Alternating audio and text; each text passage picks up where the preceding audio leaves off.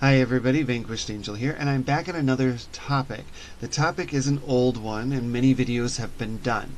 But I'm going to bring this up again, and this topic is gay marriage. Now, on the religious side, they claim that marriage is theirs. On the Christian side, or whatever, the Christian-esque Abrahamic religion side, they claim that marriage is there, even though records show that marriage has existed before their religion. They believe the world started with their religion, so marriage is theirs. And they also believe that God defined marriage between a man and a woman, despite the fact that God actually did not define it that way. Concubines are involved, and whores, and raped whores, and girls kidnapped from another village that haven't seen another penis, just go ahead and rape them. Marriage includes all of that in the Bible as well, plus kitchen condiments, apparently. So, and that's Lot's wife to assault. That was just kind of a joke, but marriage was never defined as one man and one woman like they specify. And if it was, the other marriages in the Bible would not have been sanctioned by God, would not have been blessed by God, and really wouldn't have been in the Bible that way. And then, with that original marriage between Adam and Eve, even they have to admit, Eve was not Adam's first wife. That's well known. There was Lilith. And so even that had more than one woman in it.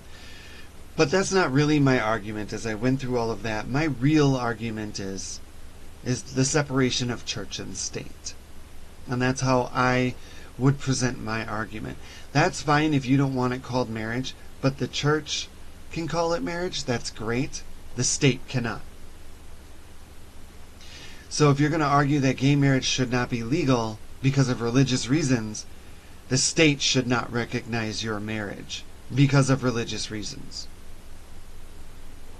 That's kind of how I feel it. All marriages should be called civil unions. And that way gay people can get a civil union, and you don't necessarily have to call it a marriage.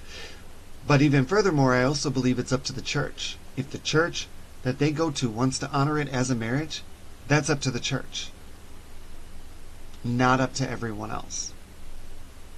So it's not up to you what I call my relationship if I decide to go get gay married. That's not it. What I do in my life is between me and God, not me, you, and God. I don't need to seek your approval before God's. I don't know where you think you are on that ranking, but that's kind of my feeling on it. So if you're going to say that gay marriage should not be legal, then what you're really saying is no marriage should be legal. They all should be classified as civil unions, unless you're not American. If you're American, then you agree with the separation of church and state. That's kind of how that's done.